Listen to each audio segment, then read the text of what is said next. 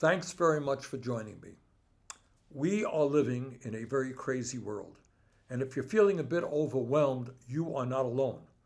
Given that reality, let's take a few minutes to try to figure out where we can go from here, what our strengths are, and what the obstacles are that are in our way.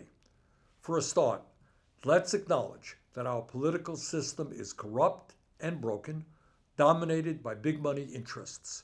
While some of us are trying to get things done and occasionally have limited success, the truth is that Congress is largely dysfunctional. That's just the way it is. We just had the warmest winter ever recorded. Climate change is already ravaging the planet, and scientists tell us that much worse is coming if we don't act boldly. And on this existential threat to the planet, there is virtually no discussion on the floors of the House or the Senate, let alone major actions.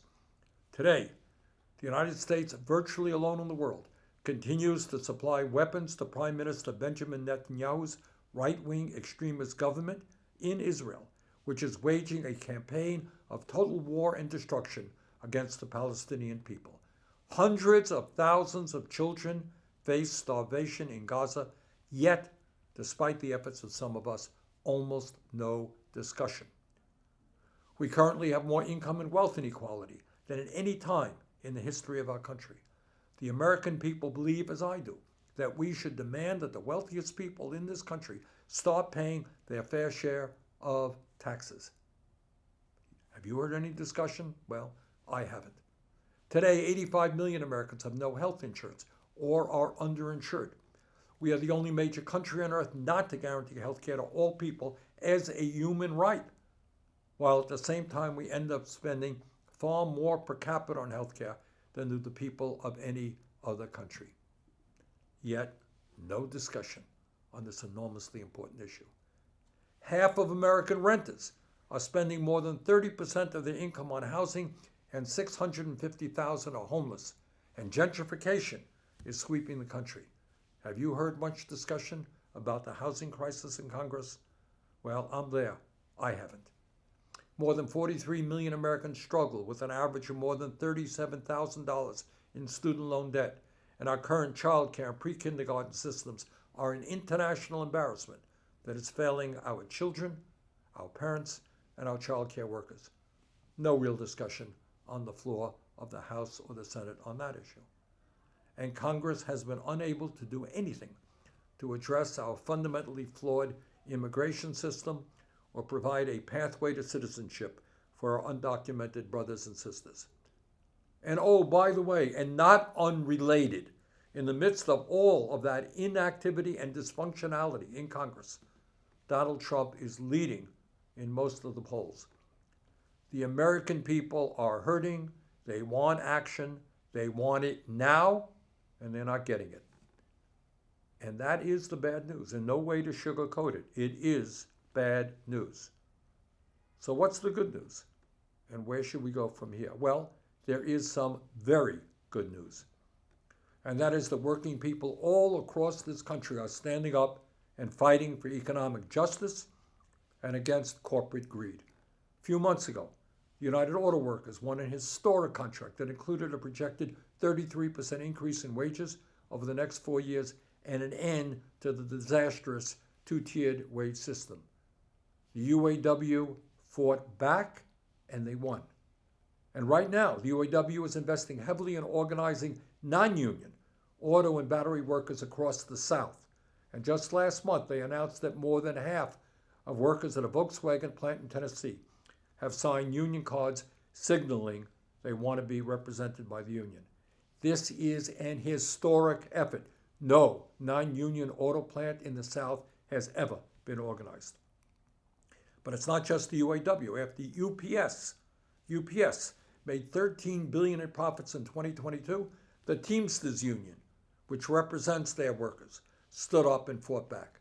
As a result of their efforts, UPS workers won a new contract that will increase wages for part-time workers by an average of 48%, while substantially improving the wages and working conditions of full-time workers. Nurses across our country have gone on strike in record numbers to improve the lives of their patients and get better nurse-to-patient ratios, including recent victories in Virginia and New Jersey. And just last week, the Starbucks union finally forced the company to the negotiating table in a huge breakthrough for their organizing efforts. So that's the good news. And where does it take us into the future? Well, it seems to me that we have to go forward with a two-part strategy, short-term and long-term. In the short term, we have to work hard in this campaign and re-elect President Biden. Yes, many of us have disagreements with Biden on a number of issues, including Gaza. But on his worst day in office, President Biden is 1,000 times better than Donald Trump. If you believe in democracy, if you believe in science, if you believe in justice and workers' rights, if you believe that women have the right to control their own bodies, if you believe in a country free of bigotry, Trump must be defeated and Biden must be reelected. At the same time, we also have to work hard to make certain that our strong, progressive friends in the U.S. House are reelected. Many of them are coming under strong attacks from right-wing billionaires and super PACs like AIPAC. Further, we need to elect progressive lawmakers up and down the ballot at school boards, at city councils, and state houses across America. That's what we have to do short term. Long term, we have to stay focused on our progressive agenda, an agenda that is strongly supported by the American people, an agenda which says that billionaires and super PACs must not be able to buy elections and undermine our democracy, an agenda where healthcare in the richest country on earth is a right, not a privilege, an agenda that treats climate change as the existential threat to the planet that it is, an agenda that takes on the greed of the billionaire class and demands that the rich and large corporations start paying their fair share of taxes, an agenda that raises the federal minimum wage to a living wage and makes it easier for workers to form unions, an agenda that changes our national priorities so that we're not spending $900 billion a year on the military while children and senior citizens go hungry. Implementing that agenda won't be easy. It won't happen overnight, and to accomplish it, let's be clear, we're going to have to take on some of the most powerful special interest and powerful people in the entire world. But I believe today what I have always believed, and that is if we come together and not allow demagogues to divide us up by the color of our skin or where we were born or our sexual orientation, there is nothing we cannot accomplish.